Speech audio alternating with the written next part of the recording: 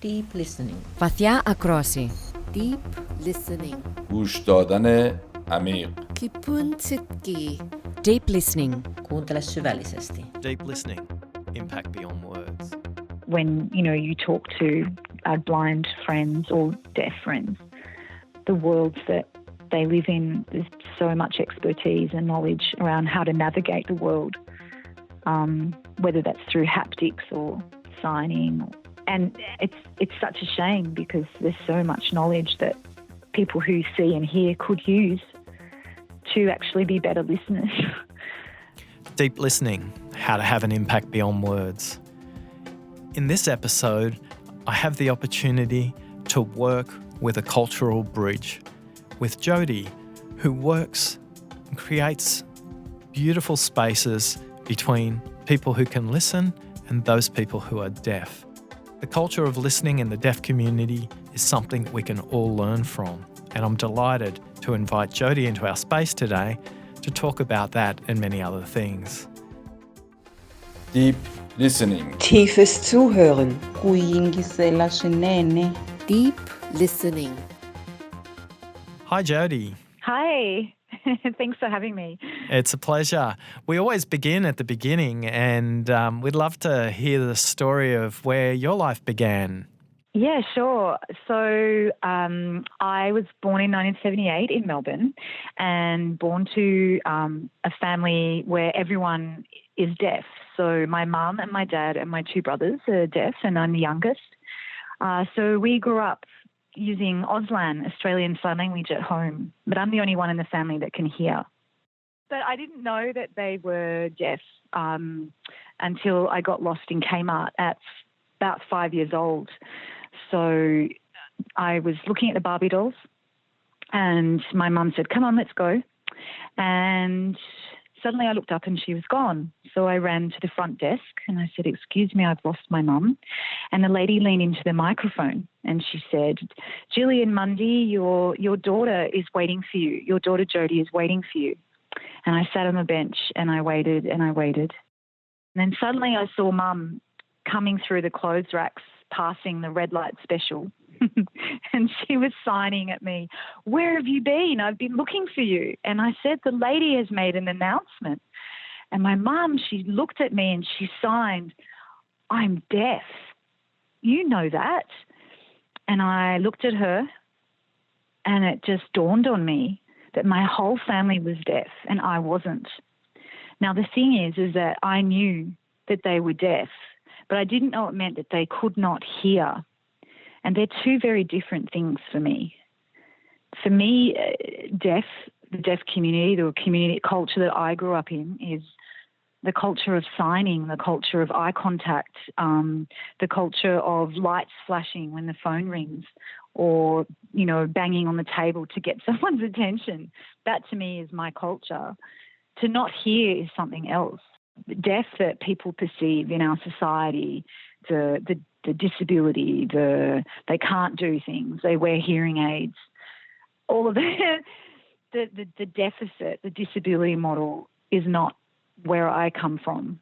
So when I grew up, growing up, for me, I was the interpreter for the family and cultural broker. I'm curious, as you play the role of interpreter, how do you actually prepare yourself for the moment where you'll translate? Okay, so I have trained as an interpreter and I have been an interpreter for 20 years. Mm-hmm. I'm semi-retired now because I work in another field. I've interpreted for many, many different settings. So you can, one day you're in a courtroom, the next you're in a medical setting, you're at a funeral, you're interpreting for Julia Gillard, the Dalai Lama, Noam Chomsky, BBC News. So I've worked on quite a broad area of interpreting. And it could be you're telling someone that they only have a week to live, to you're on a stage doing The Lion King. So it's the kind of job where you have to blend in to your environment. Now, the thing is, when you're interpreting, you're working from a source message. So you have your source message and you have to change that from the first language into the target language. So it could be I'm listening in English, a message that then has to go to Auslan, and then you have to watch the Auslan to change it back into English. Mm. Now, there's a few techniques. When you get a message, you can add to that message. You can subtract information from that message. You can substitute information, or you can omit information. Mm-hmm. While you're delivering that, you're listening to the next one coming in. Because it's a three-dimensional language. It's not linear. So when we speak, it's word by word. You utter sounds to make sense, whereas in sign, you use your face and two articulators, which are your hands. So you're continually creating. It's like an incredibly dense comic strip where you can use aerial perspective, long shots, close-ups, in terms of telling a story. And then you can convey multiple ideas at the same time. Yeah. And then there's so many other factors. Like when I interpreted for the Dalai Lama on stage, he's got quite a strong accent, so you also have to concentrate to cut through your own challenges. Like you have to just keep listening to try and understand what he's saying, for example. With someone like the Dalai Lama, who is an extraordinary man, you want to do him justice. So you have to listen with every pore of your body to get that information across to somebody else. During those extended periods of time of listening, and sometimes you get distracted, how do you keep yourself on track during that process? I think I take a lot of deep breaths. You just breathe and do the best you can. And in a way, you become more like a vessel, I suppose, rather than just listening through your ear and your mind. It's like, how do you as a whole being? Because you can listen through your ears, but it's also with your heart and from behind, from, around your back. Like our bodies don't just end at our fingertips. There's a whole space around us and, we are all connected. So you just have to drop into that, I think. Yeah, get out of your own way. Yeah, and breathe. Yeah. In Chinese traditions, ting means to listen, and it's drawn as a 6-dimensional character set. And hearing and seeing are only 2 dimensions of the 6, and respect and focus and using your heart are other elements of that, which you role model so beautifully when talking to how you have to be totally present with your entire body. Mm. I'm curious if you're signing in a group of the deaf community and others that can hear, what do you think deaf people do better than others when it comes to socialising the process of listening? So when you go to a party and everyone signs, you can see what everyone's saying. So it's not like when you go to a party where, let's call it the hearing world, when you go to a party where everyone hears, people are in groups, huddled. I find that people can be quite exclusive. Like even though I make friends easily, if you don't know that many people, it takes a while till someone might introduce you. There are, of course, great parties. If the host is fantastic, they will introduce you. But generally I find you kind of have to go hi and it's a bit awkward and you kind of go, what do you do? And, whereas the deaf community, it's not like that at all because I guess it's a community and a minority. So, but if you don't know people, the fact that you sign and you come in, if there's a circle, if you come in and go, hey, and you just sign, the people will straight away open up and go, hi, what's your name? And you go around and everyone just introduces themselves. And then we were actually talking about this. Mm. Everyone is included at all times. Now, another thing is if you're signing and you look away, you're not listening because you can't see what that person's saying to you. Whereas people who hear will look around the room, they'll chat. Something I find really fascinating is that when people who hear have an argument, let's say, and when deaf people have an argument, or people who sign. When you sign in an argument, it's a different thing. When deaf people argue, or when people argue, you look away. You don't want to look at that person. Whereas people who hear when they argue will probably look each other more in the eye than they ever do. So I find it's interesting. There actually are opposites in the languages of speaking and signing and how you connect, whether it's just a chat or standing in a social situation or there's a conflict. There's different levels of intensity. Deep listening. Deep listening. Deep listening. Escuta profunda.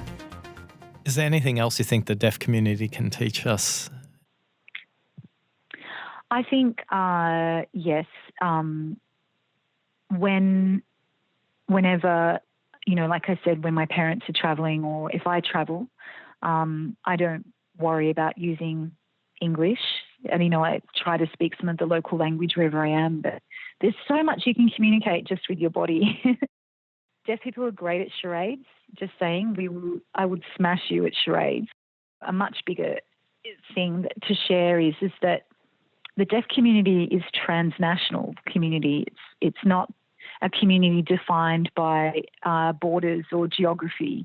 The language comes from being able to see and being visual. So wherever you go around the world, wherever you meet deaf people, even though the sign languages are different, because sign language isn't international, they're different in every country, but the grammar is the same. Now, that's in a language aspect. If I'm just hanging out with people or deaf people, I'm hanging out with people who hear, and we can read body language really, really well. We're able to, even when someone's talking to me and they're like, oh, what's that word? I can't remember that word. You can see with their hands, pretty much you can work out something that they're saying, because people who speak but don't sign naturally gesture, like you will gesture, and sometimes your hands will say what you can't in that moment. And so, yeah, deaf people are very acute to being able to pick up what people are trying to say.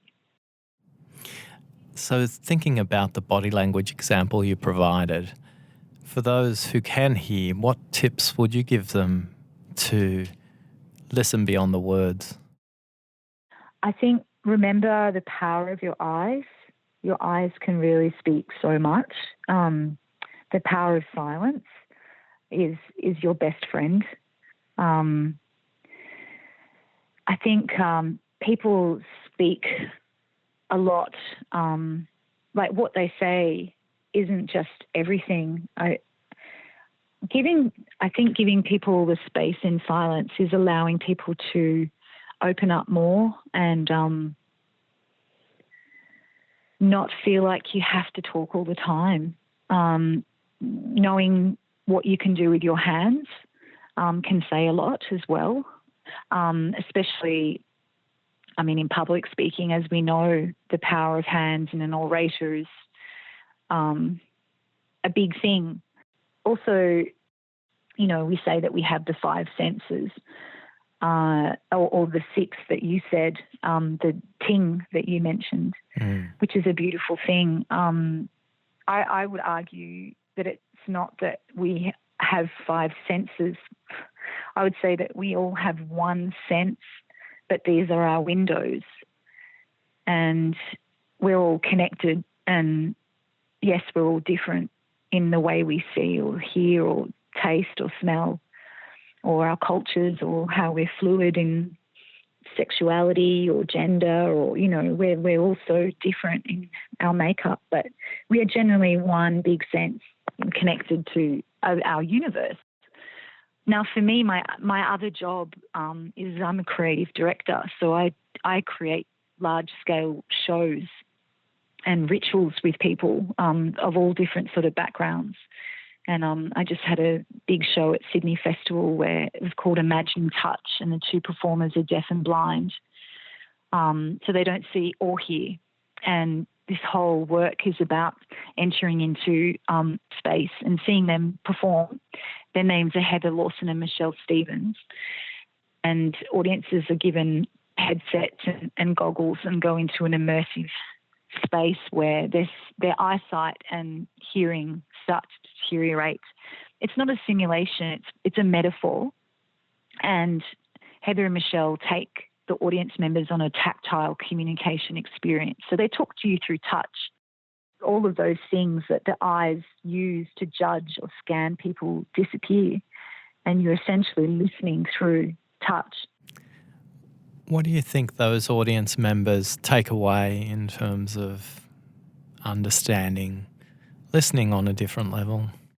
It's about the illumination of other worlds humans live in, the depth of who we are as humans, and our extraordinary capacity to communicate, and that it's not just disability, but it's actually our capacity as humans, and that there's so much expertise that's untapped when, you talk to our blind friends or deaf friends.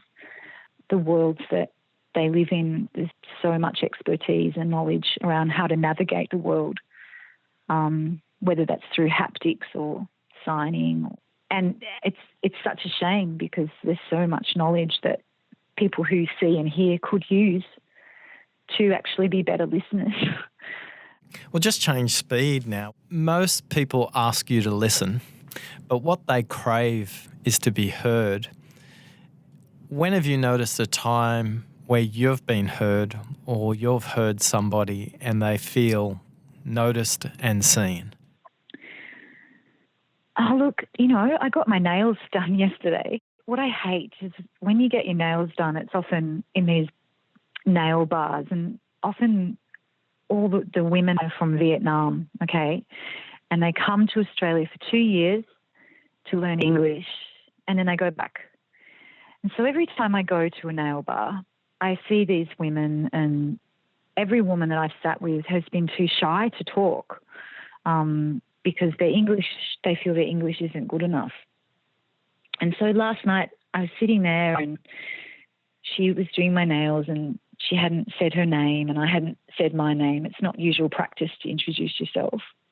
But I usually sit down and go, "Hi, what's your name?" Because, this woman's holding my hand. It's like, and again, it's that thing of touch. It's like, well, so what's your name? This is my name. And we chat and she'll go back to doing my nails and I'll just say, "Oh, so how was your day?" And she'll tell me, "Oh, it was okay," but I saw that she was quite awkward and not wanting to talk because she was embarrassed. And so for me, I just keep talking because, she's doing my nails. Like, I don't want to just sit there and ignore her like a lot of people do. So we got chatting and she was telling me where she was from. She was near Hanoi, and I asked her about, I told her I heard that it was really beautiful things, and where do you live? I live near St Kilda. I live here. And look, it was a very simple conversation, but she said to me, not many customers talk to me, and I wish they did because my English would probably be better. And I was like, "Well, why don't you talk?" And she's like, "Well, I'm too embarrassed to tell people my English isn't very good." And it's like, "Yeah, but honey, you're holding this women's hands. You're doing their nails. You've got every right to chat, and don't be shy." Like, it's a random example, but for me, in those moments where you are sitting with someone, whether it's a taxi driver or those moments that are quite intimate, and we're so attuned to shutting down or switching off or looking at our phone, I tend to, if I see that person is wanting to connect but maybe not too confident, then I go out of my way to make that connection and for them to be seen. Because in the end, she was really like, "Oh, thank you. I had a really nice chat with you, and I'm going to do it again. I'm going to make sure I'm going to be more confident." It's like, "Yeah, you can do it, sister. It's all good." Jodee, I can see why you're an extraordinary bridge builder between cultures, between capabilities, and I can see that there's a common purpose driving all your conversations, that we're all connected. And it's great to listen to that meaning come out in the patterns and the context of our conversation today. And I would say thank you, namaste, the extraordinary capability you have as both a translator but also an educator is making a difference and making an impact beyond words. Thank you. Thank you. And I just owe that to my family. So again, it all goes back to the community I come from. So yeah, thank you. Deep listening. Deep listening. Escuchando profondamente. L'écoute profonde. I hope you felt the same energy I did coming through the headphones with Jodee. Such passion, such poise, such an ability to communicate the power of Auslan as a three-dimensional language, and how it augments listening and is a skill that those of us who can hear would be better off by learning a few simple examples of how to sign. The biggest thing I took away from the conversation was how to look at body language and how facing somebody straight on with no distractions, no laptops, no mobile phones, no barriers in between you is by far the most powerful way to create a deep listening dialogue with those you're interacting with. What commitment will you make to avoid distractions and face the person that you are speaking to so you can listen more deeply? I'd love you to take a challenge for the next week so that when you walk into a dialogue with somebody, there's no laptop and there's no mobile phone present. Give it a try. Guaranteed it will transform your listening to become more impactful. Deep listening. whakarongo hohonu. Deep listening. Deep listening. الاستماع العميق. L'écoute profonde. Deep listening. Impact beyond words.